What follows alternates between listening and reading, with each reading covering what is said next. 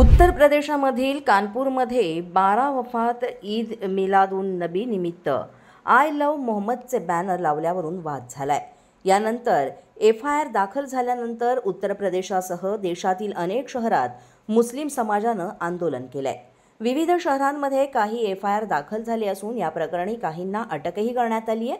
उत्तराखंडच्या काशीपूरमध्ये रविवारी 21 सप्टेंबरला आय लव्ह मोहम्मद बॅनरसह काढलेल्या मोर्चा दरम्यान पोलीस आणि आंदोलकांमध्ये धक्काबुक्की झाली। या प्रकरणी पोलिसांनी 8 जणांना अटक केली आहे। त्याचवेळी उत्तर प्रदेशमधील उन्नावमध्ये रविवारी मोर्चा काढल्यानंतर 5 जणांना अटक करण्यात आली आहे।